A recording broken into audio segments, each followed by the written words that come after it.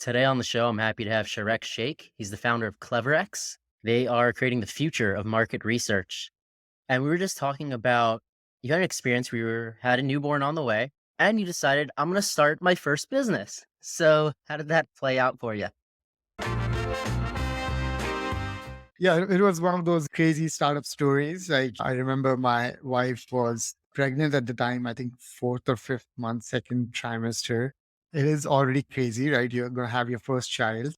And I'm at work thinking, okay, I've been thinking about starting a business for the last 2, 3. Should I make that decision now and just walk up to my manager and say, hey, next month is going to be my last month at work and go from there. And I used to work for a really good company. I love that company, which is Gartner Research. It's world's largest technology research company. So you have the best of the benefits, the health insurance and the medical benefits and everything. So if I had to make that decision, I have to walk away from all those things in the next 1 month, which includes the pregnancy and the newborn and all those things that are going to come along in the next 6 months. And yeah, that was one very defining moment for me when I knew that I wanted to do this startup. So the next day, after putting like a couple of hours of thought on that day, and then just walking up to my manager and saying, "Hey, I won't be coming after a month," and starting up my business. Luckily, everything worked out very well. So it wasn't a problem. And she was very supportive to me. So I believe sometimes you got to make those decisions without worrying about the timing of things. A lot of people don't make decisions around startups or major life decisions because timing isn't perfect. I think there's no perfect timing to do anything. That was a learning lesson out of that. So, what ended up happening with that business? Because now you're on your next one. Yeah. Yeah. So the first business we did really, really well. It was a services based company. I was just getting out of Gartner and I knew about research space a lot. And the second, so we had a pretty good exit on that, which was a almost a 7-figure exit with all the profitability and everything. And I decided that I should build something in the same space, but more technology driven platform, which is a self service product, solves the problem of market researchers again because that's like the core bread and butter from where I come from as a mix of technology and research. And I think we ended up building CleverX, which is the second company that I started. And CleverX is doing incredibly well now. We are 15 employees. We just had a company retreat last month because we've achieved like major milestones this year. And the last couple of years, we grew almost like 5 to 6x in terms of revenues. And now we're building this tool which solves major problems on audience discovery for market research teams. For example, a research company wants to go and get online surveys done by CIOs of 100 million plus revenue companies. It's very difficult for them to do that through LinkedIn or panel providers. And a lot of people don't know this about online surveys is even the companies or researcher who's building the survey and getting the insights has no idea who's taken the survey. The industry is structured that way from a privacy and GDPR compliance standpoint. A lot of unreliable players have entered into it. So they're trying to fake a lot of surveys to make that money. And each survey is like on average $80 to $150, depending on the person or the profile. So there are a lot of people who want to get that money. So there's 40% fraud rate in that industry. And to solve that, CleverX has come up with a very transparent model where the researcher can choose whom they want to invite for their online surveys with 100% true identity of a professional.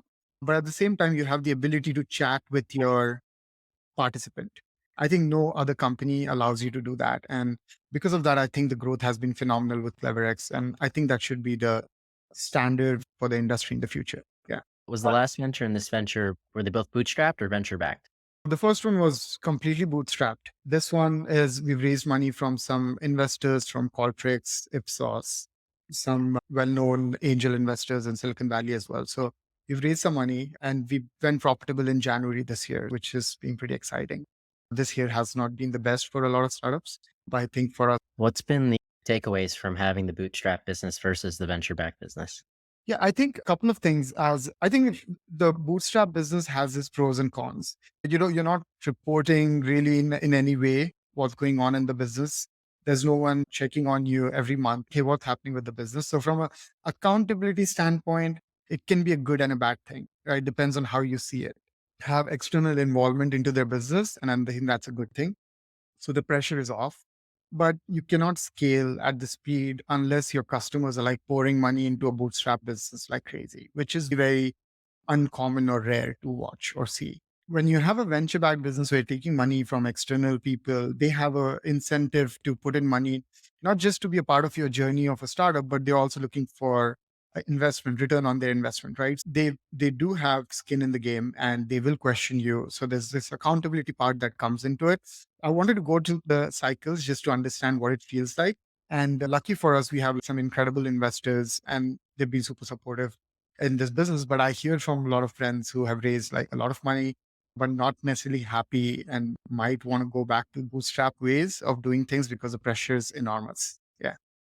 I think a big part of that is also choosing the right investors. Yeah, absolutely. But there's a saying, right, in Silicon Valley, your relationship with an investor, a VC, is longer than an average marriage in America. So it's tough once that contract is signed, and you only know true characters, for a founder as well as times are not so good. When times are great, like they're happy, right? You want to go and hang around with your investor. But when times go bad, it's when you see the true character on both the sides of the equation, both the founders as well as investors. Of course, it makes sense to get all that due diligence done, but sometimes people don't have a choice, right? The business is dying and you're not revenue generating or profit making and you still want to continue this business because you believe in it. So you got to get investors. And sometimes people have chosen wrong investors because of that reason. So yeah, Did you go venture backed with this from day one? not really. I had some money saved from the previous business and I decided that we're going to first look for product and then go raise money. I think that's the better way of doing things because you want to make sure that what you're building is valuable to the customer base. It's not just like vitamin, it's a painkiller, really solves someone's problem, saves time or saves money or lets them earn money and help your users to see there is this new product or a tool that can help me get this job done. But most importantly, definition of product market fit is not just like one time purchase. You also want to make sure that someone's repeating that purchase every week, every day, if possible, or every month. And I think we wanted to find that out. It took us almost a year to figure that out. And then we went ahead and raised like money after we figured out the persona and the industry that we wanted to go. I think it's a better way to do it because you can go to investors with more knowledge of what exactly am I doing here? What am I using the money for? Yeah. Yeah. It's not just a story, right? You actually have some data points to show like these users are using it for this purpose and they've increased their spend on the platform without crazy marketing budgets or whatever. Like it is actually a product that works.